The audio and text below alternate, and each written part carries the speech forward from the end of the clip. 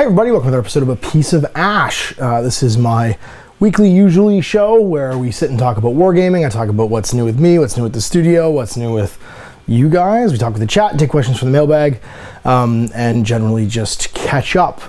This has been 2 weeks now. We haven't had A Piece of Ash, mostly due to the fact, and you may notice I'm actually sitting in a different part of my living room right now, that my Christmas tree and all of my kids' Christmas presents is still like dominating half of the room. It's just like taken over and there's nothing I can do about it. And so I'll be sitting here for the foreseeable future until I figure out what, I guess, how I'm going to rearrange everything in here to do these shows. So this show today is going to be a recap for 2017. I'm sitting in my big comfy armchair where I usually do my miniature painting.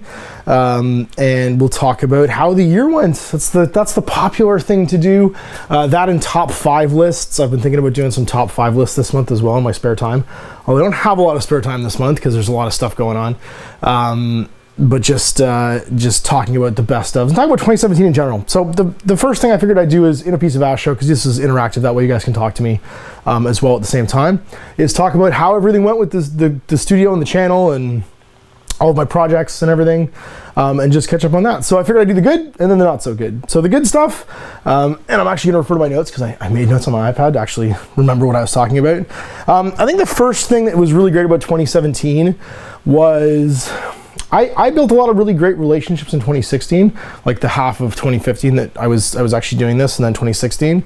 But this year was a great year for like relationships with just really creative people. I think probably the reason for that is Witches and Wonders has helped me to connect with tons of people that make cool little products or indie games or models or terrain or whatever. And this year, that's really kind of like, it's just solidified into this great network of like really fantastic, talented people. So people like the boys over at Death Ray Designs, who do all my widgets. They're doing some stuff upcoming actually for my game Last Days. Everybody over at Osprey, who I was lucky enough to be able to go to Adepticon with this year, and see sort of like the cool stuff that's come from that relationship, like being able to do my game through them, being able to publish like, you know, like my something I'd worked on for years and years and years, and then just being able to have relationships with people that are there as well, and all the other creative people that have published games through Osprey. So guys like Bob Foss, who did Scrappers. I'm talking to Mike Hutchinson recently, who's done Gaslands, and just all of those great little indie games. And of course, Joseph McCullough, can't not mention him from Frostgrave and Osprey fame. You know, those relationships have been so great, and they've really bloomed over the last I guess like 365 days. Getting to actually hang out with Sean from Metal King Studios, Relic Blade, the super talented one-man show that is Relic Blade, and getting to see him take off this year and like do some stuff to try and help him out. You know, and both huge fans of his game and his models and stuff. So we did some stuff earlier in the year. And then this year he did another really successful crowdfund for like the next expansion basically for his game. Yeah, no, just all of these great relationships. And I think Witches and Wonders has helped that too, because it giving a platform. We're over 100 episodes now for that show. I did the 102nd episode on Sunday. The 102, and probably, I mean, there's been some people who've been featured more than once, but there's probably at least 60 or 70 individual little companies there that are just so great, and they make cool stuff and they make different unique things. And so that's been a really satisfying part of this year is especially going to Adepticon. Adepticon's the only show I really want to go to. I'm not a big show fan guy because I get exhausted so easily by them. I know I seem like I'm really outgoing, but actually I like being by myself and being in shows like that, surrounded by people. By the end of it, it's, if you know anything about Myers-Briggs and MBTI stuff, I'm an introvert, and I expend energy when there's lots of people around. I just get quieter and quieter as the day goes on. By the end of it, I just want to be alone, like alone by myself, listening to loud music. Yeah, being able to connect with all those people in real life. Joseph from McGuire from World End Publishing too. Got to hang out with him actually at Adepticon this year, which was great. Meeting Thor and the other guys from Bushido, because they were there this year too, and like getting to hang out with them. It just all of this like networking stuff that's happened, and that was kind of like a big launch because in March, so like it kind of kicked off the year. But then all those relationships have just kind of like solidified over the past year, and it's been great. And just seeing people succeed, and I think that's been like one of the highest points, I guess, for me in this one, is that even though even though the studio is, you know, in the middle of nowhere, really, in St. Catharines, Ontario, it's not a big city. You know, it's in the Garden City in wine country in Southern Ontario. I've gotten to basically be part of this fantastically talented network of people, and I just feel so lucky to be part of it, because there's such great talent out there, and it's so fun to be able to play around with that stuff. So yeah, so that's, I think my first thing was the next thing I wrote down. I actually keep myself on track because I start to ramble otherwise. Going full time in the studio, that's been really cool. That's only been since September, when Kat went to school and we put Cash in daycare. And that's something that we weren't, as far as like Patreon goes, we weren't there.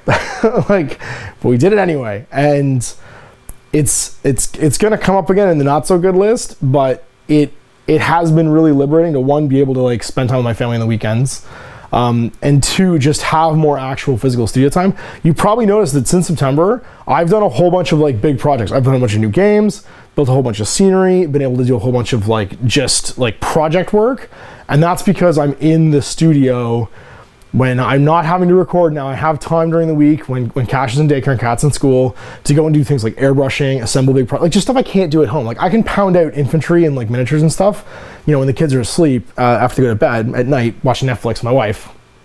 But to do like a big project build, or even bring a new game, because there's a lot that goes into that. I always want to do new scenery, at least a few scenery pieces. Like it's a whole bunch of investment in time and energy that I couldn't do basically prior to September, and it's been really liberating being able to do that stuff. It's helped me work on my game more. It's helped me to just do a whole bunch of things, like get through the backlog of like of indie games from Osprey that I hadn't done yet. Like I'd gotten my copy of Scrappers, I think in March, and I didn't get to it until the end of this year, and it came out in January.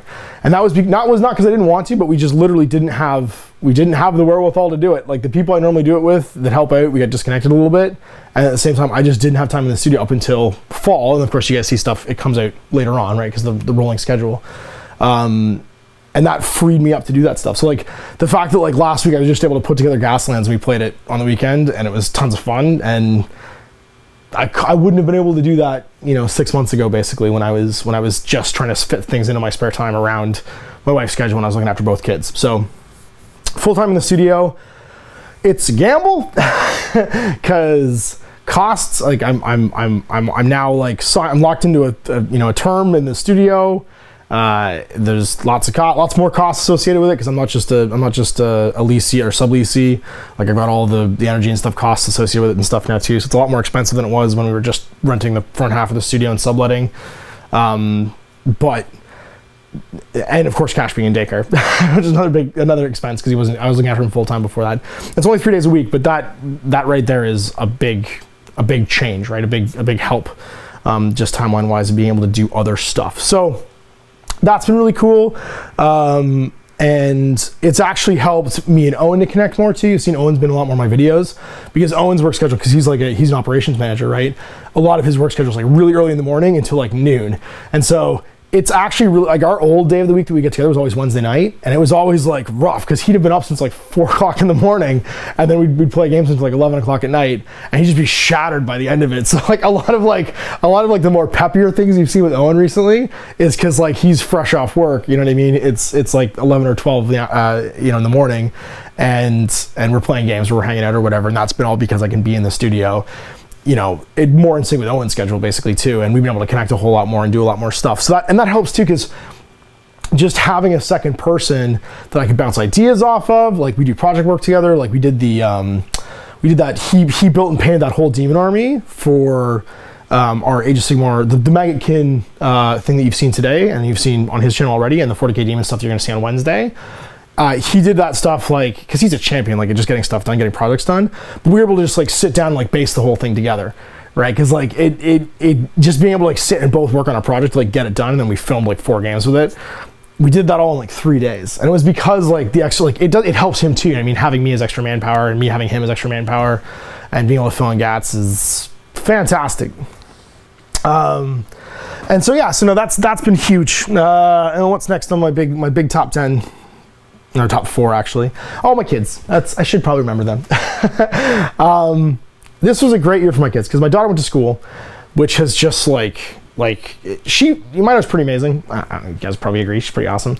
But she is just like, she has been so blown away by being in school and like just being exposed to like other kids and other grown-ups. And you know, as much as I've loved the 4 years that I've spent with my daughter, seeing her just like come home with like a new thing she understands every single day has been amazing. So, and that's only been the last 6 months, but then up till that, just being able to be with her was the amazing part. You know what I mean? Like, we spent the summer together, you know, taking her camping for the first time, like all that stuff.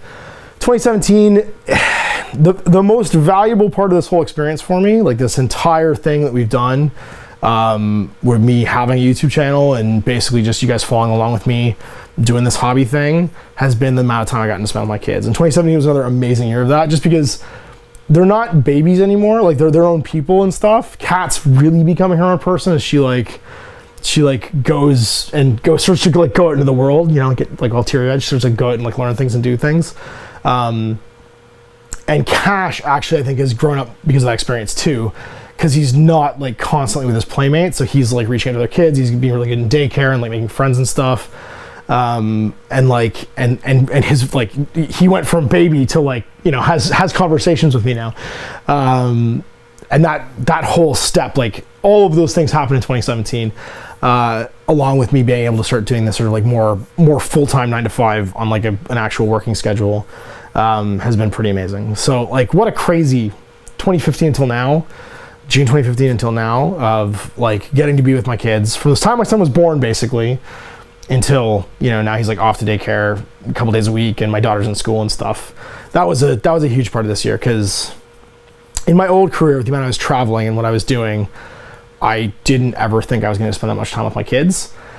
And what a like crazy experience. And there's a lot of people out there who are in the same boat as me. Actually, I know Sean from Relic Blade, who I've been talking about earlier, he's done the same thing. Like, there's a bunch of us. Dave Taylor has a lot, like, been able to spend a lot of time with his kids because of this industry, and it's amazing. It's great. Like, not all of you have kids, not all of you want to have kids.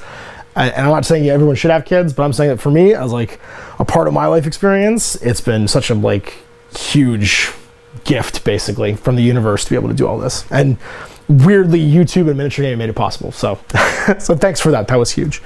And then the last one is working on my game. Getting to put pen to paper, hand in the manuscript. I'm actually doing the last of the photography for the interior this week. I'm stoked. It's gonna be cool. It's like, it's weird because like now I'm like, there's like pictures of it in the Osprey catalog. It became real when actually, I think it was Annie and Emil. There's two separate people. Annie runs Bad Squiddo. She's a fantastic like web store owner. She used to be the dice bag lady. She made dice bags and stuff. These fantastic like handmade bespoke knitted dice bags. And now she does this fantastic website of just like, if you like indie games in the UK or Europe, just like go to her website and she'll have something for any game that you could possibly want to play. Whether it's Saga to like crazy sci-fi games or whatever, she'll have something on her website for it.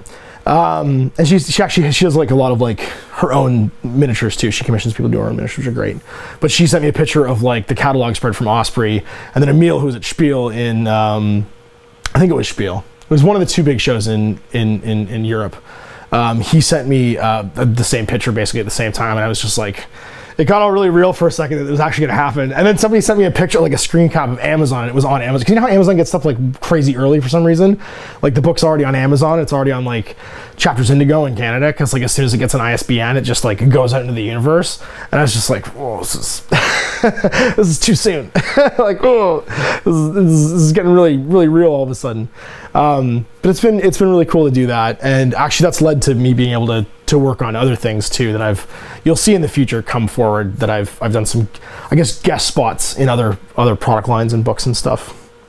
And I'm currently working on and looking at stuff with other people too. So it's been really cool. That's like a bucket list thing, you know what I mean? To do your own game and to have like just to be published and stuff. And I think that's a product that first thing I talked about, which is great relationships and just knowing great talented people, and that just rolling forward into other things. And that whole idea of like never saying no. That's my philosophy, is if I can possibly do something, if I can say yes and I can take part or I can contribute, or I can try something new, I just say yes. And that was, I mean, that's how this whole started, right? People said, have a YouTube channel. Here's a camera, now go have a studio and do this. And I said yes. That's kind of been my mantra. So it's been cool. It's been really good. And that's the list of the good. That's the list of all the really cool things I can think of off the top of my head. And I'm sure more will come up as people like poke and prod me in the chat and stuff like that when we get to the chat, because this is gonna be one of those ones where I ramble on for a long time. Let's talk about the not so good. And I've only got 3 things, and only one of them is actually like bad. The other ones are just like things that I wish had gone differently, or things that got like hiccuped or crazy during the year. Because some crazy stuff happened this year in the world of wargaming. There was some stuff that was like big and different and weird.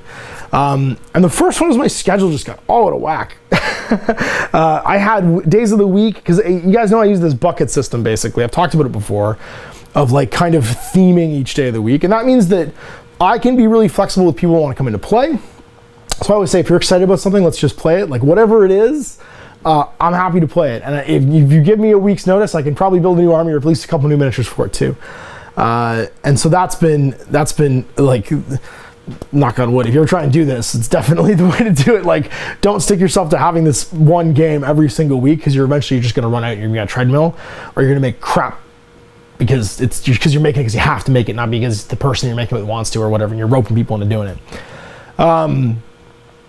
But what happened was a couple of games dominated the whole schedule, and I'm not super happy about that. Over the summer, I had a bajillion people want to come in and play 40K. And I'm not saying no to that, but it meant that like Wednesday just got full into infinity. It was like from the time that like the game kicked off and we just started messing around, and I messed around and played games, and then it was like email after email, like just let's play 40K, let's play 40K, let's play 40K. And I'm like, well, I'm not gonna say no, you know what I mean? Because it's content and you guys are excited about it, so whatever, let's do it. But then all of a sudden, like the Wednesday was just 40K into infinity, and I was like, oh my God, how like, and that's gonna happen when games become super popular. But then the new Path to Glory came out, and Shadespire came, and like it was just like bang, bang, bang, bang, bang, bang, bang. Like all of these games came out by Games Workshop in like the space of like 7 months, and 3 days a week almost became like dominated by GW. So it was Monday was dominated by GW, Wednesday was dominated by GW, and Thursday even, because like Necro Monday came out again. So that's gonna happen. Thursday's not so bad though, because there's like, and Thursday's always gonna have some GW content because there's so many great classical games by GW. But that, I was like, I haven't played a game of War Machine in a while. I haven't played a game of Kings of War in a while. And I realized that that was because I looked at my schedule, and these 2 days of the week were just like, Tuesday and Monday were just like, or sorry, Wednesday and Monday were just like full into infinity. And so that's one of the things I want to change this year. And that means I'm putting everything by GW. It's not like an old specialist game or like a re-release of a specialist game into Wednesday. Just it gets one day. It gets Workshop Wednesdays, and that's the day it all goes into. And I'm probably gonna try and keep it like just staggered back and forth. So it's like 2 fantasy style things and 2 40K style things going back and forth into the future. And that means that day is probably gonna be like into forever. And that causes its own problems, because stuff is coming out so fast for some game, for 40K in general, that like shit gets out of date like so fast. That was immediately a problem when like the indexes came out, and then the indexes were just like out of date. And we'd filmed so many games of it because we're all excited about it, or people were all excited about it, that like I had games coming out. I think I still have games coming out where like it's not using chapter proofed. That's just gonna happen. Like, it's, what can we do? And so the plan there, like the fix basically, is to put it all into one day of the week. And that's gonna open up Mondays again. Cause like I have all this War Machine stuff that I wanna do. And like fun War Machine stuff, like Company of Iron, and like I'm building like the Northkin list for the Trolls, and it's just gotten drowned in other stuff.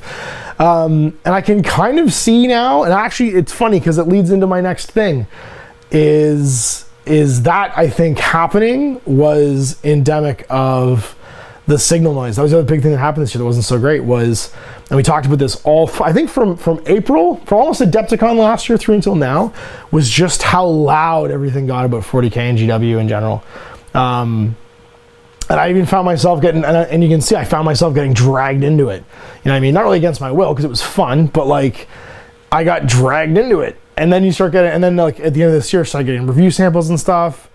and you know, you kind of feel like you're sort of like on the spot to make something. Like we just made something today, and that's fine. Like that's okay. But like I can actually see why it's happening. Like there's so many people being, you know, bombarded with review stuff and getting the samples, and the discussion is all really loud around it. And the 40K launch was so successful. Like they did the marketing for it so well that like it dominated the conversation. And I then play, it's so funny because then I would like take a break and like do an indie game or something like that and just feel like, oh, this is so much easier. Like I just want to go play. Like, oh, actually, I think it was Owen and I said that. He got really burned out in 40K after a little bit, like maybe like 3 or 4 months into it. And then we played a game and we just spent a day playing Infinity one day. And he was like, oh, I just want to play Infinity. Like, it's so much easier to play. You can play like 3 games of Infinity in a day and not feel like exhausted afterwards because it's not just tons of models. Or you can paint like 3 models for Infinity and feel like you've changed your army and like you're playing a whole new game and stuff. And then he picked up Malifaux, and like it's just been big bang boom. Like you know, like we've gotten back kind of like into the swing of our roots. And it's funny because that only really happened over like a 3-month period, which was, I guess, July, late June, early July when 40K came out, through until like maybe September. And then we realized we weren't doing anything else. But of course you guys see it in delay, right? It lags out into the future because of the way that we film. So that was, yeah, that was like just finding myself spending way more time on mainstream stuff than on indie stuff was a bit like, you kind of woke up after a bit and you were like, what happened? What happened? I got swept into this thing and it was cool and it was fun. It was a lot of, like, it was a good time, but like, there's all the other things I want to do. And now I find myself in 2018 and I'm already like 3 or 4 new games in. And that's been great. So like, I'm jazzed to just keep that up and keep that momentum going. So that's my fixes. This workshop, it all goes into Wednesday. It's all going into Wednesday. That means I can do more Kings of War, I can do more like War Machine, play more Guild Ball, like do all that stuff basically that I want to do, that I want to play. Other games that are my favorites. Well, not favorites, but that are fun. And the metrics now are just starting to bounce back to where they were. But it'll be interesting because I'm not sure if they're bouncing back because I did so much stuff that was workshop related, or if they're bouncing back because they're just like the signal disruption is starting to like balance out with Games Workshop stuff. Because we'll see what happens when I stop doing like tons of Games Workshop stuff if it stays sort of like normalized where it is now, which was kind of like the steady since 2015 where it's been. Yeah, so that's it. And then the last thing, and this is the one big kick in the pants the 2017 gave me. It happened right in December, right at the end of the month. That totally sucks. And I hope you guys pay attention to. And that was the big Patreon scare of 2017. So the beginning of December, if you guys haven't heard this story, Patreon made this big announcement that they were going to start billing patrons instead of creators for all their processing fees. And so that you guys know what that means is since the beginning of Patreon, I've been paying all the processing fees and like credit card fees and stuff on behalf of the patrons. The patrons just pledge, and it's like a flat amount. And then at the end of the month, I get like whatever's pledged, there's a big lump deduction from it to process it all. And that's fine. I've never cared because it's just the way Patreon has been forever. And like, I'm happy to foot the bill because the patrons are footing everything else, right? Like, it's the least I can do is cover all the crap that Visa and MasterCard or Amex or whoever, whatever the service charges are, like, I'll happily cover that. And then out of the blue, with no warning and no communication to any of the creators, and this is not, so what I should state all this is not unique to me. This is not a me thing. This is anybody who used Patreon, basically, to fund an artist platform the way that I do it. This affected everybody, 100% everybody. So the announcement was, they're gonna start billing everybody who pledges the service fees. And they would do it every time they pledged. And so, and they claim to have all this research as to why that was a good thing, and it was going to save all the creators. It was going to mean that we all made more money because, you know, we wouldn't be like getting charged the fee. I think what it actually was, and this is the thing that convinces me that it actually was, is they were going to do it per pledge. So if you were like a guy who really liked 3 or 4 artists and you pledged $1 to each of them, each one of those got hit with a service fee. So if you pledged to like 5 people, this was a small service fee. So if you pledged $1, you spent 38 cents per pledge on top of that. So now you're pledging $1.38 to all those people. Let's say you do it to 20 people now all of a sudden. And it's not still maybe a ton of money. Like, it could make your pledges go from, you know, 20 bucks a month if you do $1 to 20 people to like $26. But it's the principle of the thing. Like all of a sudden you're getting hit with a huge like increase in like the fees that you're being hit, and people lost their minds. Every creator lost their mind. I wrote letters to Patreon. I think there's people starting like campaigns and like just going out and being like, do not do this. Like you're basically destroying Patreon. And I guess the logic was they thought most of their creators were like big money pledges, like people who are pledging $20 flat rate a month. And 38 cents on a $20 pledge doesn't really mean a lot. But actually, I think the bulk of people pledge a little bit to a lot of people, not a lot to like one person.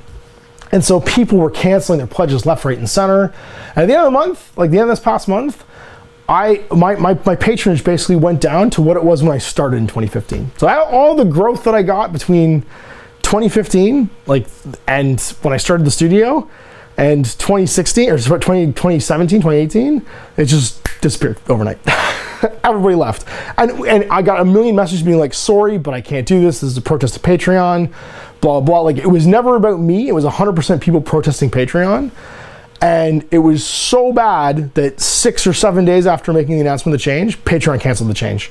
They were like, we heard you, we screwed up, we're sorry. And I got all these letters from Patreon saying like, we overreached, we'll never do it again, we didn't think it through, our research was bad, like whatever it was. But there was literally zero they could do to repair the damage. Like, to all of us, not just me as a creator on Patreon, but to everybody on Patreon. And it was like the most depressing Christmas present I got. This year I was just like, oh no, like literally all the growth, all this like cool stuff. And then the platform that you're using to like make it happen, it just decides to like shit the bed. And like horribly too. So if you want to read articles about this, if you want to do some research, there's a great article on Wired about it. There's a great article on, like, all the tech magazines basically picked it up because, like, I'm not kidding, like people lost their shit. Like big creators totally lost their minds about it. And it's not the end of the world, but like having made like the leap, because everything had just been consistent, you know, for 2.5 years. I made that leap like 4 months before in December or September, and then to have Patreon just basically pull the rug out was super depressing. And that was the low point of 2017 for me, was the fact that like it's nothing I did, you know. And the depressing part wasn't just happened to me; it happened to everybody on Patreon. So if you use Patreon as like a creator, everybody had people jump ship basically that were typically the like $1 to lots of people patrons, because they were just getting screwed, like just screwed by the service. And for something that's basically based on goodwill, on like yeah, let's all do something and be creative together, it was just the dumbest move in general. And that was my low point in 2017. So that was the only thing that I feel like was really like everything else, like working hard, you know, like doing lots of like late nights and painting, like none of that's work to me. Like that's just fun. That's just what I like doing. I have to be busy. I like doing stuff. But then to have like the year round out by just getting torpedoed like out of nowhere was pretty crap. So anyway, if you were one of my patrons before the Patreon scare and you didn't know that it has been canceled, nothing's changing. It's just the same as it was in 2015. Sorry they did that. And if you're a current patron and you haven't heard the news, well, you've heard it now, everything's fine. They canceled their idiot idea. But of course the damage is done. So that's basically 2017 in a year, the good and the bad. Let's jump into the chat now and say hi to people. We've been going for, oh my gosh, I rambled on for a while there. Let's go say who's doing what and how everybody's doing. Oh good, there's a robot here called Free Gift Card. That guy can fuck right off. Let's just get rid of him. All right, let's go say hi. Hey, Andy Green's here. Who else is here? Slygus is here. Anthony Lee's here. Esmond Sewer's here. Cody Roberts is here. Tanalon's here. Tranius227 says, hi, Ash. Hey, Tranius. Audrey Ewing's here. Hey, Audrey. Benoit Gru with my boy, Benoit. He's here. Tens What's here. Tim Barry's here. Paulo01's here. Toby Hall. It's my man, Toby. My Infinity Boy. Wino Hobby. Do some work. Get out of here, son. See how much work I've done? I paid 17 miles already this month. It's the 8th. Leave me alone. I'll do some stuff later. Mike says the studio's in the boonies, but it's not hard to find. Also, it's adjacent to a cemetery, so that's nice. If you ever wanted to sound more like a serial killer, this would be a good way to do it. Still got the holiday cups on the Tim Hortons here. Brutal Tops here says, what to do? What to do, Ash? Aaron Seach is here. Happy New Year. Luis Puente's here. And he's able to catch me live. That's awesome. Kilroy's here. Who else is here? Mario Dongu's here. Miso's here from the UK. Angelo Curatolo's here from Brussels. Awesome. Jim Wilson. Who else? Jeffrey Noonan. My boy Adam from Greenleaf Terrains here. Another year and you're so gray. I am so gray. I will keep getting gray. And somehow, like, my mustache and this part just doesn't get gray. I don't know why. It's a weird thing. I like my cheeks. Like, there's like a stripe of like brown and black that still goes down here. I don't know. Sorry, man. Sport handsome. Can't help it. Cody Roberts is here. Congo the German Gon's here. Elias 8's here. Jeffrey and S. Monsieur. I think I'm repeating now. I'm good. Yep. Go back to the top. And we'll take some questions from the chat. Rajal Top says, kids are really interesting and cool. I used to be a science camp teacher over the summers for little kids. It was amazing to see these little people just light up at the simplest of things. Yeah, you know what? It's funny. I was talking about that actually with my wife just recently. Over the years, I became less of a fan of the holidays. Mostly because the holidays are, like, when you get older, the holidays get stressful. It's like, did I buy enough presents? I have to go get presents. I have to go to the mall. I have to get in the car, blah, blah, blah. Like, it becomes like an obligation, not something that you enjoy.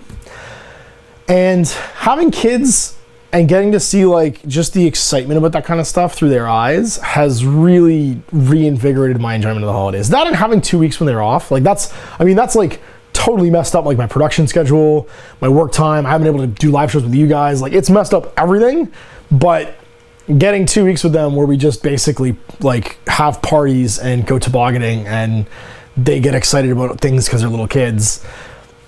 It was great. Like, I felt my heart grow 3 sizes. I became less cynical about the capitalism involved with Christmas, and I just got to be like, yeah, let's play trucks, buddy. Let's do it. Yeah, let's build a fort, like, you know, for like 14 days. And that was pretty awesome. That and, like, I think we've been lucky. We've actually had, like, a real Christmas here, which is weird for Niagara.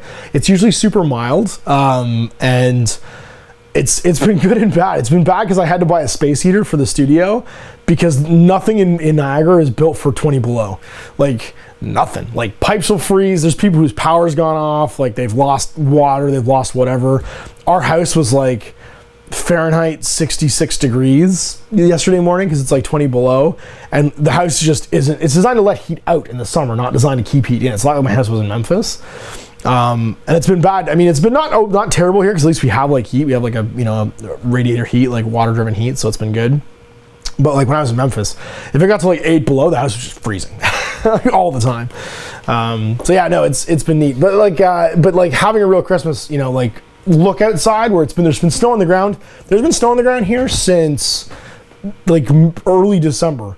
It snowed for the first time, I think, on like the 14th or 15th, and it hasn't. It's gone until today. It hasn't gone above freezing until today.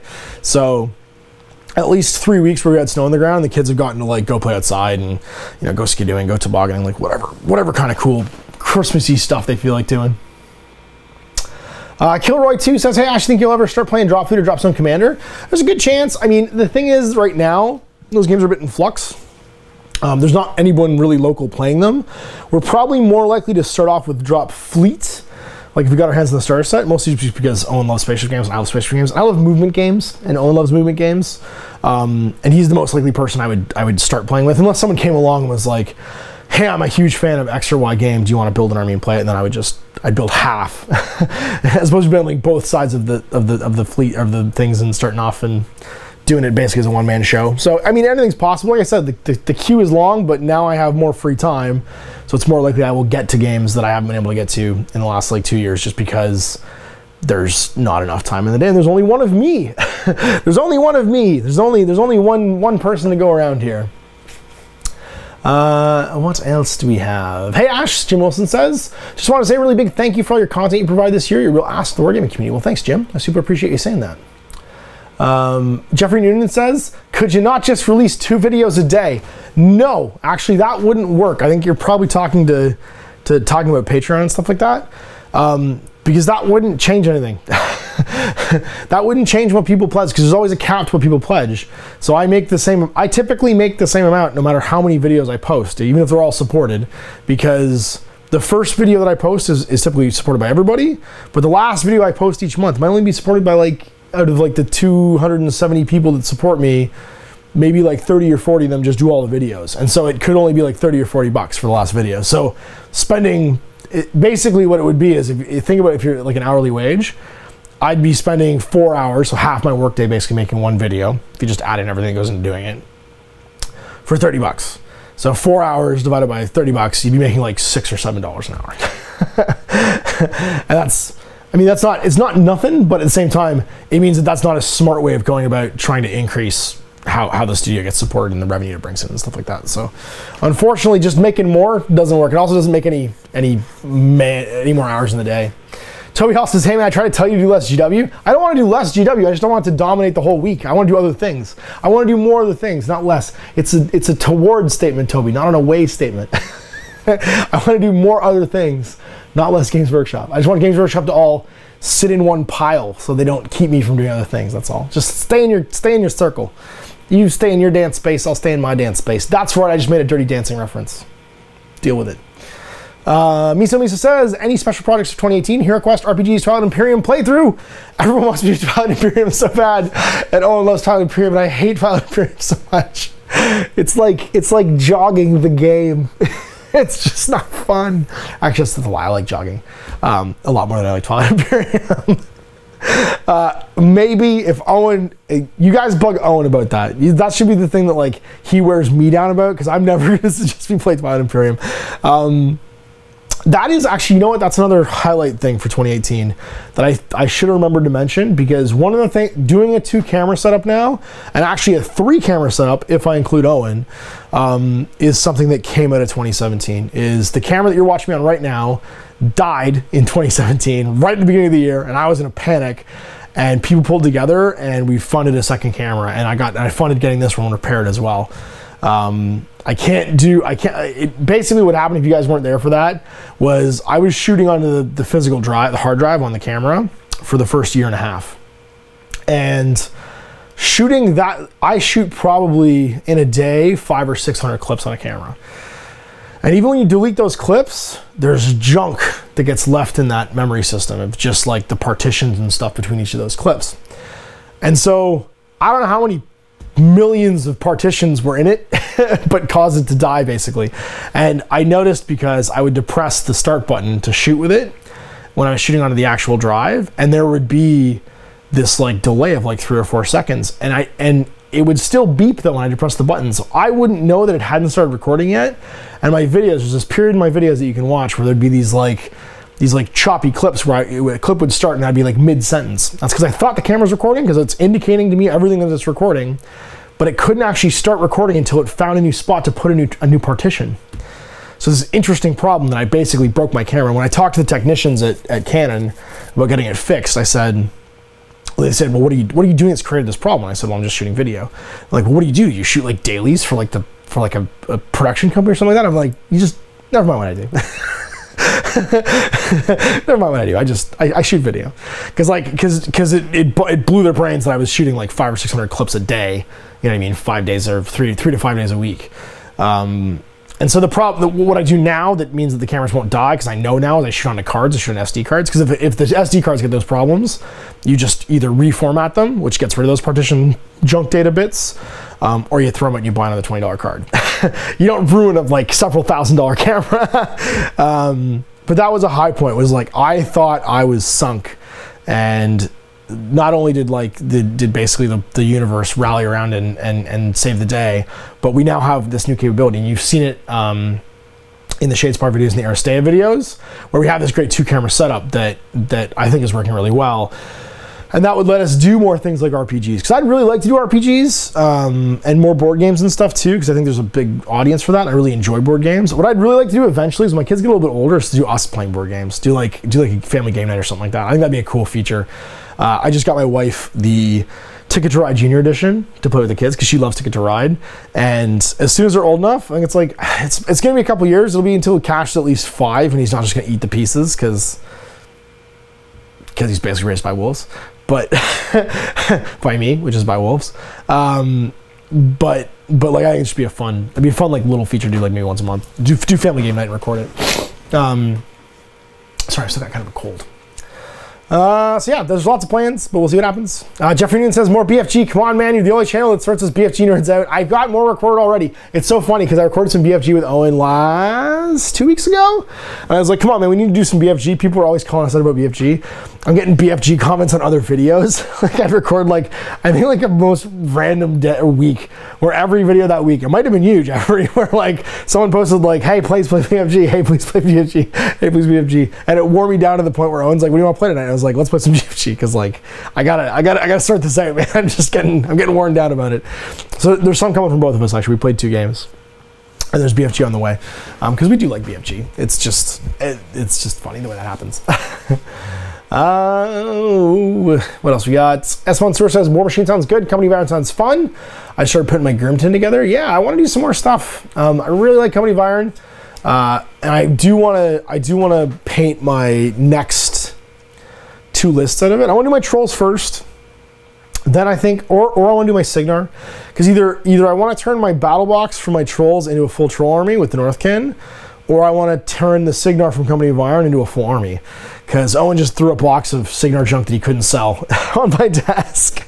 So I have a bunch of stuff for Signar. And it's funny because some of it I gave him. I think the 2 Warlock or the Warcasters that are in there are actually things that I had in my bits box that I gave him, and they've come back to me now, and a bunch of like heavy Warjacks and stuff. So like, yeah, I can't decide what I want to do first. I really like the Polar Bears and stuff though for the Northkin that I got, and I want to do the Trenchers theme force because I have that box as well to add to the Signar. So I'm tempted to go either way. And Owen really wants to do like his Cricks and his Scorn. So I think my 2 armies would be Signar and Trolls, and he'll do his Cricks and Scorn and try some crazy new stuff.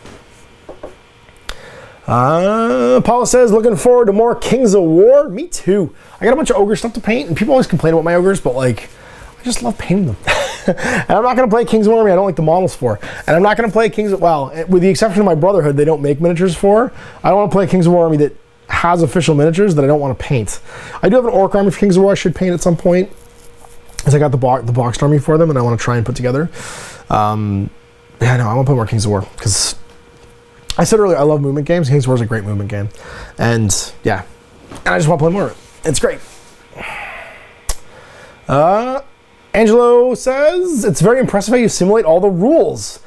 I mean, I don't know if it's impressive. It's just there's so many years of doing it. There's been so many years of doing assimilating rules and learning rules that like I don't want to not. I want to get them wrong. And so I do my best to just kind of like brush up on it whenever we're playing. Mindmorph says, some people give $1 to like 20 to 50 projects. That would really hurt. Yeah, that's the big thing that I don't think Patreon knew, is that some of these people that are supporters, they're philanthropists, you know what I mean? So they find like 20 or 30 artists they really like, and they give them all $1, and that's not really, I mean, that's a gym membership each month in like supporting people.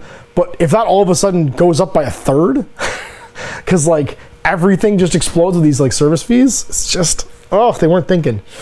Super dumb. What else we got? Congo the Germans, that's the first time I think I heard Ash ever say fuck. Yeah, it happens. Ben says, you're gonna need a moderator soon to get rid of all the gift card bots? Probably. Epoch the Ox says, hey! Canadian Barbarian says, hi Ash. Rungodi says hello. Hey Rungodi. Nick says, howdy Ash, best part of being homesick is that I can catch a live show. Nice. 676 Mitch says, question, what are your objectives for 2018? Any measures? So obviously the big, I think 2018 is going to be framed by Last Days, by the book launch. It's in June. I'm working with a bunch of other people to make it so that there's some really cool components coming out at the same time. And even beforehand, so people can get ready for it. And yeah, I think that's my big focus, is just to try and make it the best launch it can be, and to try and like keep momentum on it going. So like to try and start writing like I've already written one supplement, which is almost like a prequel supplement for it, which we'll probably use as part of the demo for Adepticon when I do demos there. But I've got 3 supplements basically that are already like drafted that I need to finish up and start talking about too. I think that's the great thing about a game like that, is that games like the Osprey games, if you just feed them they keep being fun and you keep coming back to them, and you can play them for a little while and then go play something else and then come back and like, because there's this cool new thing you can try, get excited about it again. And you can kind of like, you can have adventures and then shelf the adventure for a while and then pull out those people and be like, oh, I remember all these guys, and then go play again. I think that happened a lot with us with Frostgrave. You saw, we had all these great characters that came out of Frostgrave, right? We had Red, who is Owen's penultimate caster, who became like the semi-demonic like murder machine that ravaged everything. We had you know, Mike's Ducks, and we had you know, all the various like George Oscar and George Mike Cow, who are my illusionists, and we still have all those character sheets, and occasionally like we'll pick them up and we'll play games with them again. Like a new scenario set will come up for Frostgrave, and so we dust off these great characters and we get to go and have adventures with them again. And I kind of want my game to be that way. So 2018 is about trying to get that started, and then have some other people release some cool stuff that will go along really well with it, and then yeah, just kind of keep that ball rolling. So I want to make it about that, and then just more new, cool, different games, right? There's a lot of cool stuff coming out this year. The Fallout game launches. Chris Birch and Modifius are launching the Fallout game that I'm pretty stoked about. Because, like, I'm stoked about Fallout because, like, I'm already playing Fallout. So now it's just like, there's a bunch of official miniatures for it. I won't be buying, like, or converting miniatures for it. I'll be able to have a bunch of official miniatures for it. That's going to be fun. And if I don't like the rules, I don't care, because I'll just play more. This is not a test. Right? Like, it's, and I'll probably just end up playing both, you know, because they're probably going to offer, I think, very different experiences. So it's, you know, there's just lots of really neat things coming out. And I think that's my measurements for me for 2018 actually go a lot in line with my hobby goals for my New Year's pledges, which is keep painting, keep producing stuff, keep writing, because writing is part of like what I do now too, writing games and being creative.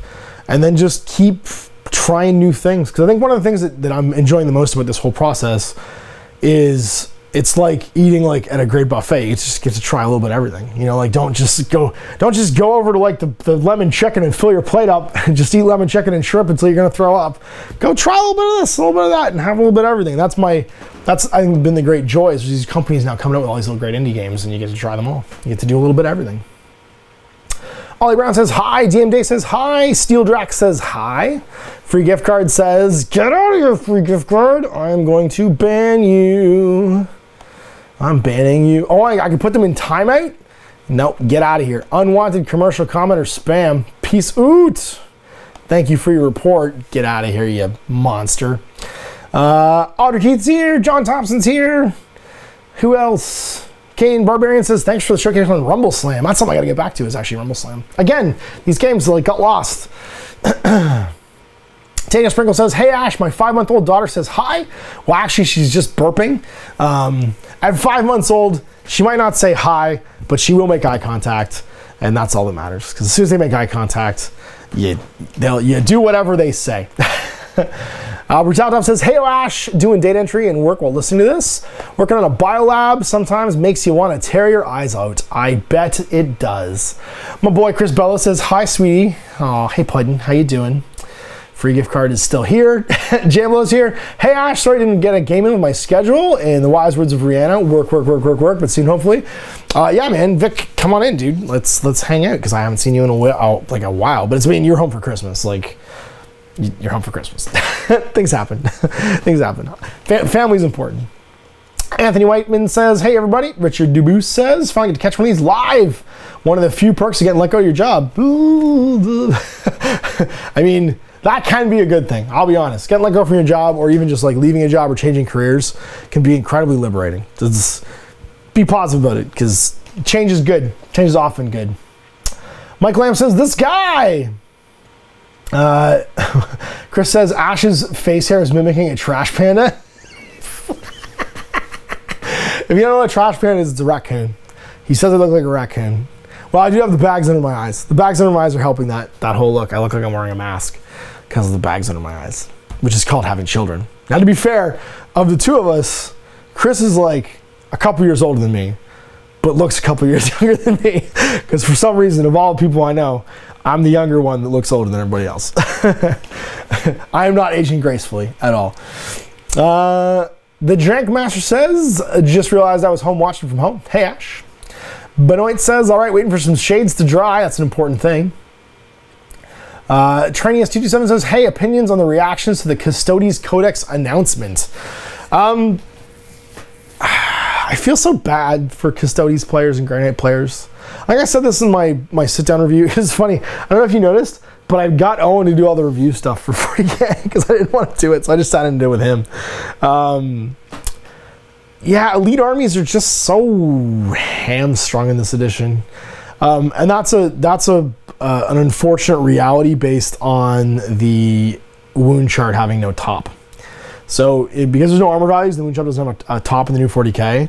If you're an elite army, it doesn't matter what you are, everything else is just better than you because they can hurt you. Because no matter how crap they are, they can hurt you, and you can't kill stuff fast enough. So unless the Custodes are like beyond bonkers good, like ridiculous for like way too cheap for what they do seemingly, they're gonna be a real pretty army, and the people that play them are gonna be super happy about them, and they're gonna have lots of cool models converted for them. And after about 8 months of people playing them and losing to like orcs and guard and Tyranids,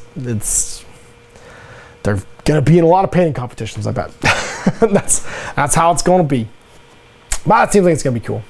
Is this free gift card idiot still here? Oh my god, I'm gonna remove you, get out of here. How do I put this user in China? Hide user from channel. And I'm also gonna put you in timeout. Get out of here. I like that I can put him in timeout. And then in New Orleans, sorry, Richard Dubus says, in New Orleans I had to wrap my pipes for the first time. Yeah, so when the year I left, 2014, when I left Memphis, we had a really cold winter that winter. Like the coldest they'd had in like 20 years, something like that.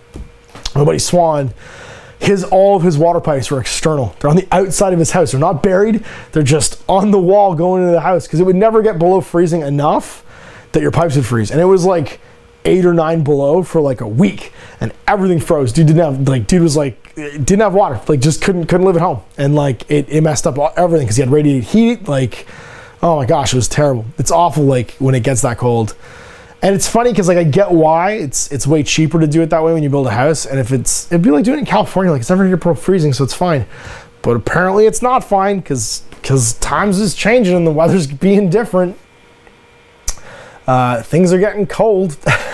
Jack Mash says, Ash, will you guys still be doing old school GW on Thursday, or is that going to be a Wednesday thing? No. It's anything that was old, like with the rate at which Games Workshop is re-releasing all the specials games, I'm gonna keep them all on Thursdays because like I'd have nothing. I'd be playing nothing but like Confrontation and Void in the next like 2 years as they re-released everything. You know what I mean, going forward, because they're pumping that nostalgia train right now, and so I wouldn't have. There'd be so few games left. You know what I mean, that I'd have easy access to regular opponents for. The Throwback Thursday would just become about like all the weird old games that I used to play that are all coming back too, actually, because Confrontation's coming back in 2019 apparently. There's a big thing online about a crowdfund in 2018 and coming back in 2019.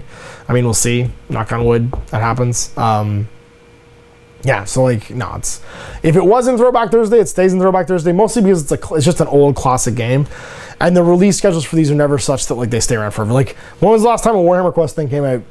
After the Hammerhall thing, like they did 2 runs at it, and then there's been nothing else. There was a brief Christmas special where I think you could order cards or something like that, but there wasn't like there's not another box. So I'm pretty sure that's done. And as the years go by, that will just remain a Throwback Thursday thing. They haven't done a lot of Space Hulk releases recently. Oh, I think they did something in the Advent calendar, so I shouldn't say that. Misa says, when do you do GW stuff? Think about clickbait in the titles. Videos from other channels that put up stuff like New Codex 8th edition get so many views. No, I don't think that's true. I could clickbait the title, but I think those videos get more views because that's all they do.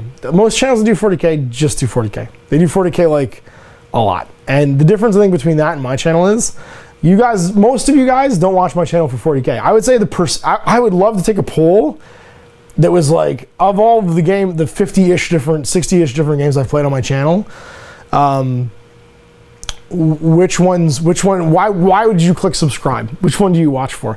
I don't think it's gonna be 40K or Age of Sigmar. There's 36,000 people right now watching. I don't think all of them are 40K members. Because if that was true, there's channels that have like 8,000 or 9,000 subscribers but get like 10,000 or 12,000 views in their videos. I think it's just because they're known to be 40K gamers and they play 40K. I think the people that watch 40K on my channel are like casually interested in 40K, but they're not like the 40K hardcores.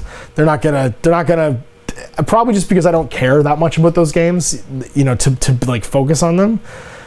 I'm not the person people go to watch that stuff. So I clickbaiting titles might get me more like engagements, like people might click on a video for the most part, but like number of views, I just don't. I don't care.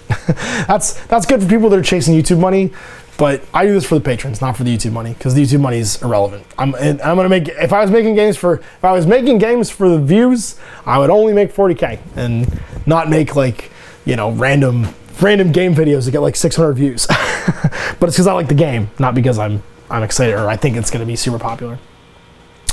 James says, hey Ash, long-time viewer, new-time painter, what's the best way to keep motivated to paint?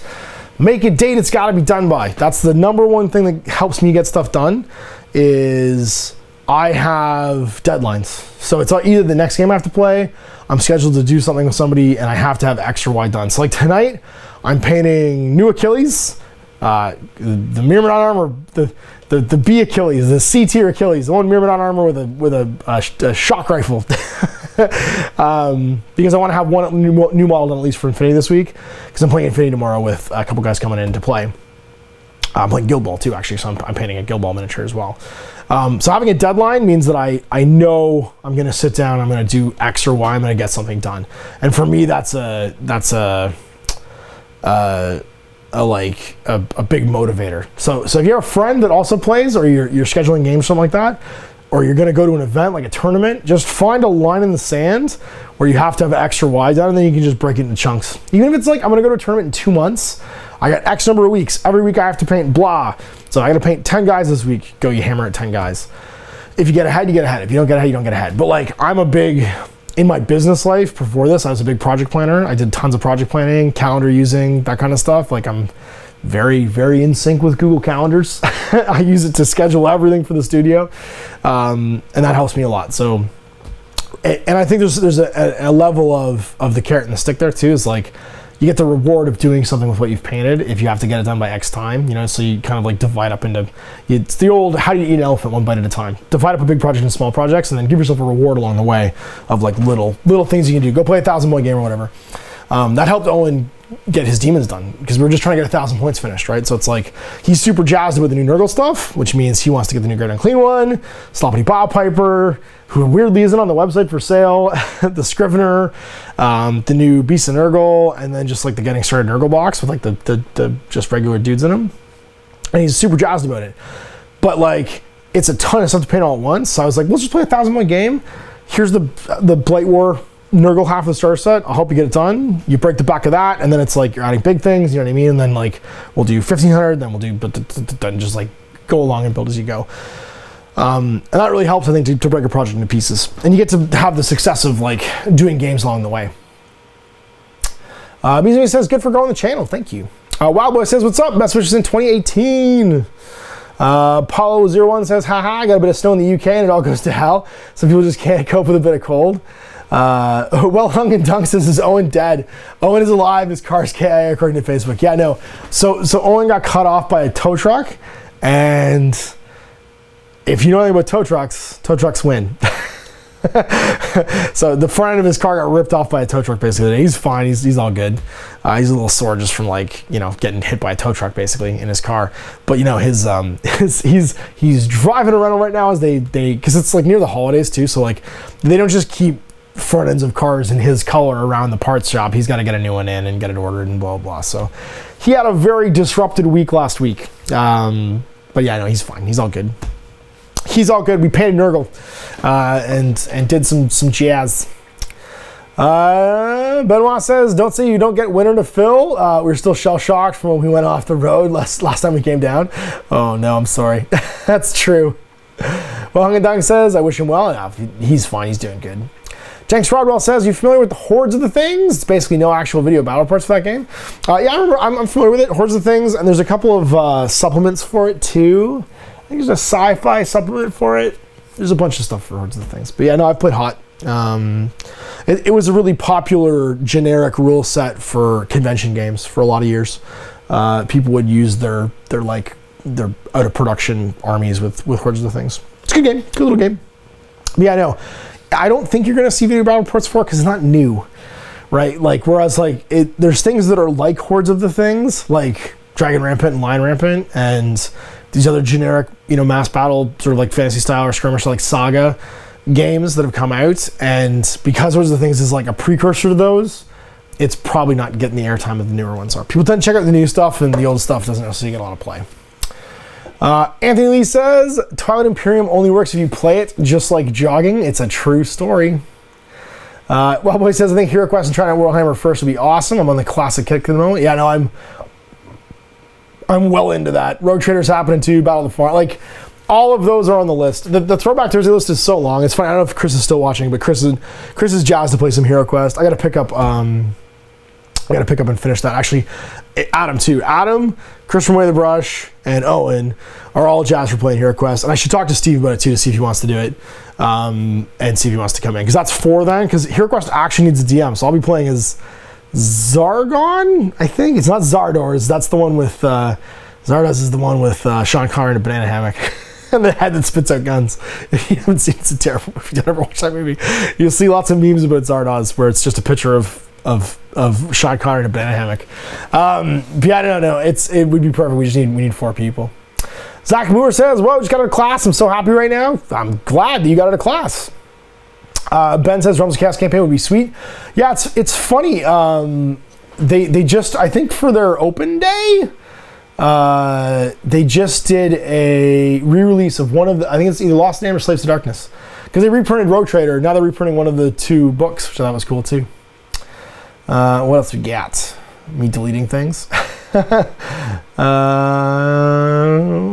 I've unfortunately skipped ahead in the chat now, and I can't see where I'm at. Where are we going? More epic? Yes, of course, more epic. I'd love to see you run a Realms of Chaos style campaign with the various champions and random warbands like Slaves to Darkness, Lost the Dams. My last warband had a Gorgon with a silly voice. Yeah, you know what'd be funny? Is Dave Taylor right now, and I should do something for this because it's right up my alley. Dave Taylor, I don't know if he's watching, but he's running a you have to paint a model sculpted before 1998 contest this month. And I'm planning on entering it. And I'm actually planning on entering my Hero Quest set, hopefully if I can get it done by the end of the month, as part of it, or at least the heroes. Maybe I'm sandbagging, but yeah, no, like there's a lot of real opportunity in some of those old books to do some stuff. Chris Salmon and I are actually gonna do a bunch of 6th edition fantasy skirmish, which is funny because that made me think of Dave Taylor, because he's in a lot of the photos in the General's Compendium and the skirmish. It may actually be in the skirmish book too. Yeah, 6th edition fantasy skirmish. Chris is like, he found all the books and he's super excited about it, so we're getting ready to film that. We're gonna dig around in lots of old editions for Throwback Thursday and do a whole bunch of things. It'll happen. Rune Goody says, "Hey Ash, I'm putting together a dispossessed army with all Ironbreaker models. Cool. I need to pick up the, what's it called? The Firestorm, whatever that campaign book is that lets you mix armies. It has all the allegiances for mixing armies with the different cities. That looks cool, because I got a bunch of like dispossessed stuff I should paint too." Frederick Sleeman? Frederick Sleeman's here, first time live, and BFG and Necromunda. We're on it. We're already talking about it. Winter King says, "The King of the Monkeys is in the chat." Yeah, I guess. Linus Nystrom says, "Any chance of historical games like Bolt Action or Flames of War?" I'm actually playing some Conflict 47 in the near future, which will get us into Bolt Action, because it's a mod of Bolt Action. And Chris from Lords of War, who just had his son, so he's very busy right now, but he's hell-bent and determined to do the new edition of Flames of War on my channel, paint up an army. But he's, of course, rather busy with having an infant in his house. And although he claims that it's giving him lots of painting time, he's since maybe retracted that statement. What else we got? Michael Lamb's here. This guy, howdy Ash. Chatty says, "Hey Ash." Chris George says, "First time actually catching this live, so pumped." Awesome. Well, I'm glad. Bork says, "Haven't played many systems. How different do tabletop minigames feel to you? Does it feel like you're playing the same thing with different models, or exciting different good, bad examples?" So let's talk about that, because it's funny. I just reread the foreword I wrote for Last Days that's kind of about that. Playing so many different miniature games, the thing I've identified, because what happens is I always, when I read a rulebook, I end up with moments of like, oh, it works like X, or oh, it works like Y.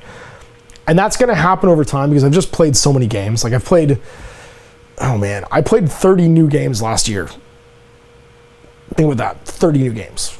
30 games I hadn't played before last year. I learned 30 new rule sets.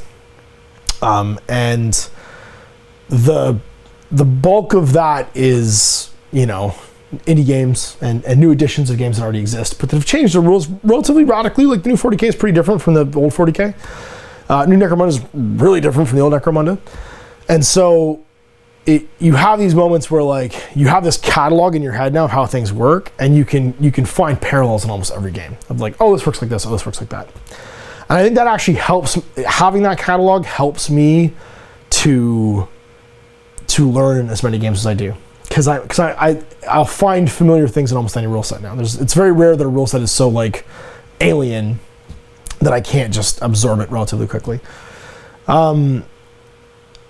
So what actually makes games different for me then is how those things mix and match and go together to give like a feeling in the game. So I'm more into like, I don't know, it sounds stupid, but I'm into feelings in the game. I'm into like moments where tension gets created, or moments where you have to make hard choices, or moments where, you know, there's more than just the rules affecting you, and you get affected by a bunch of different, you know, like aspects of things coming together. How are my opponent and I interacting? Like stuff like that.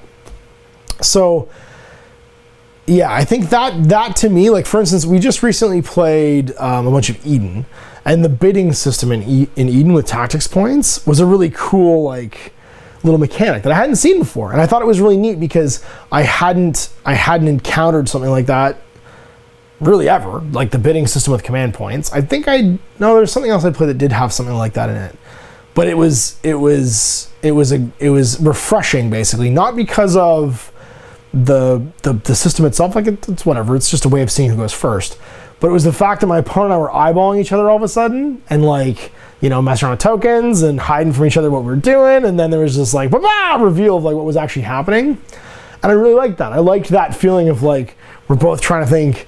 Was that Simpsons moment where it's Bart staring at Homer and Homer staring at Bart, and he's like, I know you know what I'm thinking, boy. And then he just starts singing the Meow Mix song in his head, try and mess him up. Oh, great. Or the rock, paper, scissors with Bart and Lisa, where he's like, or Lisa's like, poor stupid Bart, always chooses rock. And then Bart's thinking, good old rock, nothing beats rock. That stuff instantly popped in my head. And so for me, when I play a lot of miniature games, that's what I look for now that makes me sort of like happy and excited. And I got that playing Gaslands this past week with Owen. I think we got that a lot playing the new Age of Sigmar Battle Tome, the Magican Battle Tome, because there was a lot of like fun, like very nurgly stuff that takes place, like the Season of Rot and all that stuff turning around, things blooming, trees going evil, you know, got a very Evil Dead there for a minute. So yeah, playing that many systems, I think it would be easy to get jaded by that same thing I talked about of, oh, I see all the similarities in these things, there's nothing original anymore. But I think I just use that as a way for it to make it easier for me to absorb rules, and I hunt for the ways that the game offers me experiences that are different and unique, right? So that kind of like that enhance like the experience of the other player, because that's what I like. I like having a unique experience from a game, not, oh, this rule is really clean. These are, you know, like, this is a good competitive game. I don't care about that. It doesn't matter to me at all. Chris George says, hey Ash, any interest in Custodes army for 40K? The new stuff's looking pretty cool, and I imagine it would be small elite army, so not much time painting. It's funny, now that you say that, I should actually do them, because like, that's my jam right now in 40K, is armies that are small and paint fast. I should do Grey Knights or something like that too, because I actually have a bunch of unbuilt Grey Knights kicking around. I try not to like do armies that people that live near me do though. So like Leland plays Sisters and Grey Knights, and I have a bunch of Sisters and Grey Knights, but like on the off chance that Leland and I might play a game, and then like the next year I've like not built them. But they'd be more fun than doing regular Space Marines, because I'm so like disappointed in Space Marines in the new 40K, because they're all the same. They're just different colors. It's sad. Hopefully Space Wolf Codex changes that for me. Epoch of Ox says, what games are you going to see you play in 2018? Also, what game is getting you excited at the moment? Also, Happy New Year and good to hear you're well. I would say that like I'm really excited about Gaslands. I'm really excited to play more. I was gonna say I'm really jazzed about it. I'm really excited to play more Scrappers, actually, because I really enjoyed that too. I'm going to get to hang out with my buddy Jay in the near future. Finally, Jay's coming back. Jay of course works in the toy business, and so Christmas is like crazy for him. So not only do we get disconnected just by like scheduling and stuff like that, but then Christmas hits and he's just like, he's super busy. So it'll be dying down for him soon. It's gonna be cool because we're gonna hang out and play some Gaslands. He's got some cars he's getting painted up. Owen's actually super jazzed for Gaslands too. He just sent me a bunch of pictures this morning of like, in his own supply chain, he's like, I found a war rig. Like he's so into doing a war rig, and he found like a good base chassis and Hot Wheels cars for doing it. That one's been really fun. There's some projects I can't talk about yet that I'm really excited about. That are things that are up and coming. One actually I just got sent by a buddy of mine this last week that I've been reading through that I think has a ton of promise and is really different. Like offers something that I did a piece of ash about in the past that I think has a lot of merit and could be really, really cool for a miniature game. Because I don't think enough miniature games do it at all, and I think that this miniature game is going to be very cool. It's something I've been looking for, and I'm pretty jazzed about it. I can't tell you more than that, but it's going to be neat. Tantalon says, I want to develop my miniature painting skills. What are the cheapest miniature options for this? Just go with Bones. Yeah, Reaper Bones. Jake Master immediately said Reaper Bones. That's my go-to as well. Reaper Bones is a great ready to paint out of the box, and they're like a couple bucks each. You can get them in packs as well. Angelo Curatolo says, will you show us your game creations? Yes, I will soon. Richard Dubus says, all these indie games are the reason I can't use my guest room. Oh, or are you using your guest room for all the indie games? It's being used for exactly what you need to use it for. Audrey Keith says, I want to show my support for more Rumble Slam. I do want to do more Rumble Slam too.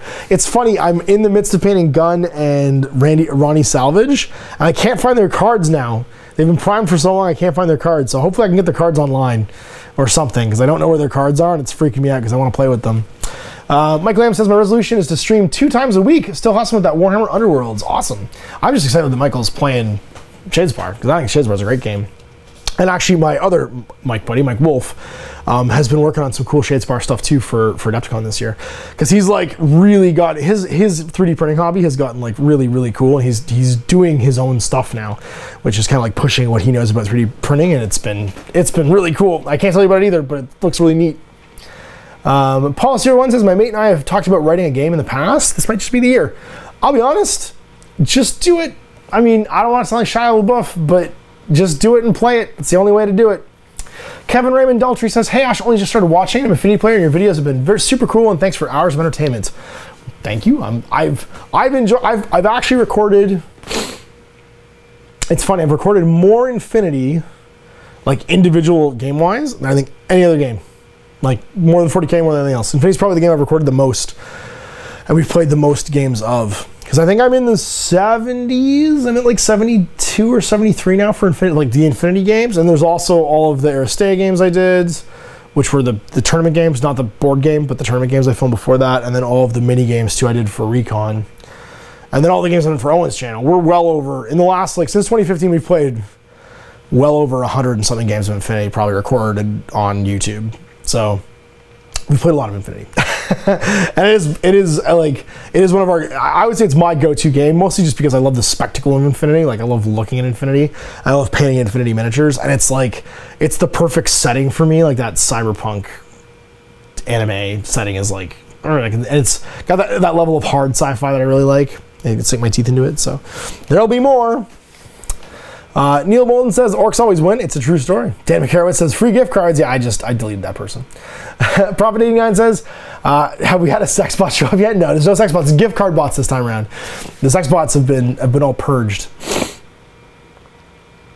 Anthony Whiteman says, I hadn't realized you're releasing a game. Anywhere to get some more info?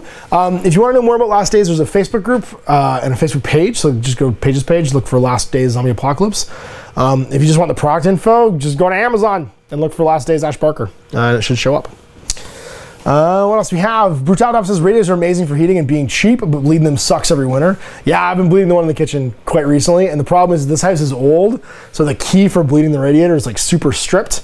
So I can get it open and bleed the air out, but then getting it closed again, I walked back in the kitchen like 5 minutes later and it wasn't all the way closed. There was like a huge puddle next to the rad that I was trying to get fixed. S-Monster says, Gorka Morka. I should do Gorka Morka at some point. Mike D, I watched your Codex review. I agree, these quick Codex releases are just Index 2.0 lists. I expected a true 8th edition Codex release to be like the AOS Battle Tomes. I really wish. Me too. Like, I think the Battletome is such a great... It's funny because I feel like there's almost like 2 design groups in the studio working on these 2 things. And you can see where the Battletomes have gotten to over time in that one like design pool.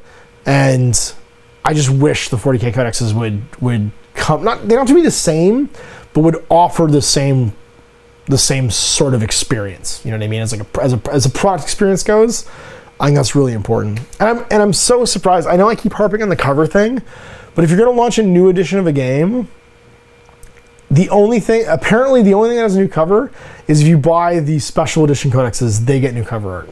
And I'm like, but it's supposed to be special. It's the 8th edition. It's the new age of 40K. Like, make it special. Everything that comes out for it should be special and new and have pageantry. But like, it's just, I think it bugs me because it's an off note, because they've done so well.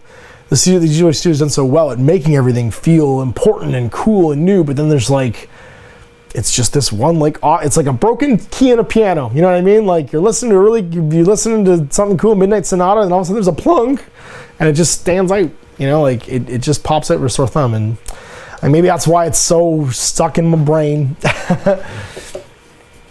Ben says, do a poll. It'll be interesting to see the results. I think you're talking about probably the... what did you subscribe to my channel for? Why do my 40K videos not get the views that someone with like 6,000 subscribers gets? And I think that's probably just wise. People don't come to me for 40K. I'm the weird old guy that plays too many different miniature games and no one can identify with. DM Dave says, originally watched for War Machine, then Guild Ball, and now I mainly watch for the Osprey game, so that's cool. Richard Dubois says, do you think Slaanesh will finally get some love, or are they not giving them the models because they don't want to put boobs on stuff? They're going to get some love. I think they're just redesigning them. I suspect it'll be like it's always been, where they've got a whole design plan for it, and it's just later on the release schedule. The Jank Master says, gotta say, your varied content enthusiasm is what sells the channel for me. Well, there you go. S-Monster says, War Machine mostly, but interested in Kings of War. What would be the best way to start? I'll be honest, like, whatever you like. The rules are free. Go to Easy Infinity, or sorry, not Easy Infinity, Easy Army, Kings of War. Just Google that in a Google search engine. You'll get all the army lists and a free online list builder. When you print a PDF for it, it prints the best of all of the supplements you can possibly print for an online list builder. 100% the best. You can play the game with just what's on there. And then go download the free rules for Kings of War and you're ready to rock and roll. Just find some models you like and a list that fits those models, and boom, you're playing Kings of War. It's a super easy game to get into. Hot Dice Miniatures says, hey Ash, I'm painting Infinity bases right now and I'll see you soon. Yeah, I'm excited. Brutality says, I subbed mostly because I was curious about minigames, and I stayed because I rediscovered my love for minigames. Well, good. I'm glad to hear that. That's funny. Somebody's retracting messages. Not really much. Oh, we're talking about Zardoz. Everybody's talking about Zardoz. Toby also says, is Hot Dice Travis? If so, I'm really looking forward to seeing you play some Infinity. Tobax says, hey Ash, am I late? Are you well? I am well. And 8-Bit Jesus says, hey man, should I keep missing this while you're here now? Kevin Raman Daltrey says, question, in Infinity, do you think you'll try Drew's? So I really want to do that mercenary list, mostly because I have an Anaconda already that I've never painted that I love, and because it fixes Scarface and Cordelia by making them a far team duo. So you have this like okay tag. We don't have fatality, so he has a damage. I mean, he's got a 4-shot damage 16 Mark 12. They're basically just giant heavy infantry models, but I just think it'd be fun. And the new Druze minis are cool. So if I get my hands on some stuff, I'll try it out. I do really want to try it, but like I want to get my Morats painted, and I need a reason to get my Morats painted. I need some games coming out to get my Morats painted. Yes, but I do want to try that list because that list looks super cool and it's got some neat stuff. And I want to paint a side of Togan too because I don't have him, and he's a neat model. James McKenzie says deadlines help painting. 68 models in a month for an event in January, and you only have 26 left. Awesome. On an unrelated note, F gold. Tim Berry says Zardoz is one of my guilty pleasures for sure. Everybody's gone about Zardoz. Audrey says, I'd love to see more Frostgrave Ghost Rider Pelago. I really like the big multiplayer Thaw of the Lich Lord campaign you guys did in the before times. I like that the 2015 is the before times now. It's not that long ago. And then hooray, Conflict 47 looks super cool. Test of Honor would be fun. I would like to try Test of Honor because it's not a ton of models and it's fast. Chris Matthews agrees. Well, Hung Dong says the weird Shadow War Armageddon Necromunda release conflict. What went wrong in your opinion? I think anything went wrong. I think it was just like sometimes when you see weirdness like that happens, it's because there's a studio gets really big and may not talk to each other as well as they could. You know what I mean? So things come out at weird times. Because I honestly feel like Shadow Armageddon was made to sell terrain. Because you actually bought a box of terrain with a rulebook in it. And that was it. And then they repackaged a bunch of miniatures. And it was a cool 40K release at a time where they were winding down 40K releases because the new 40K was coming out. So I think it was a great, smart release. And then the new Necromunda is just something that's in the times because it feels like an 8th edition 40K skirmish game, right? Because the stat lines are similar, and they even brought back the old Road Trader stats for cool intelligence, willpower, and leadership. So I think everything went wrong. I think the problem was the players made assumptions about it, that it was the new Necromunda, and so it couldn't live up to it. You know what I mean? Like, Workshop will do whatever Workshop's going to do, making things, but players and consumers tend to make assumptions about what they read into that. They read into like what is the deeper meaning behind this, and the deeper meaning is just sell miniatures. Like, but people want to make there be a deeper meaning than that, and that's where you get this like, what went wrong? How did it? And not only anything went wrong, I think they sold tons of those kits. They sold to the box set. They had to release the book online. They weren't ready for how popular it was, and they sold tons of Necromunda too. So I think the only thing that might feel off for the consumer is the consumer made assumptions about what would happen in the future. And what's funny is Shadow War came out right at the end of Games Workshop, not quite being the super communicative community guys yet, right? It was right at the tail end of that where 40K was coming out, and now it got very community oriented towards the new 40K. They launched that program basically. So and I don't think anything went wrong. I think that's just, it was a timing thing. And so people kind of people drew their own conclusions about what Shadow War meant, where I think Shadow War was just a really fun little mini game that sold a ton of that Sector Imperialis terrain. And that's it.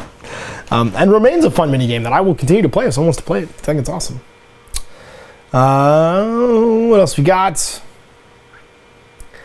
Hey, Steel Dragon. Hi, Steel Dragon here from the old mini forums and mini realms. When is your zombie rulebook scheduled? What do you think about the Hellboy game Annex releasing? The stuff's going to come out in June. The book's going to come out in June, according to Amazon. Yeah. And that's what I know. Yeah, that's what I know. Matt, I'm just skipping to the bottom here now. Sean Blake says, I miss all your AOS stuff, Ash. I put an AOS game out today. I've been putting AOS stuff out for like the last 2 months. It's been coming out like crazy.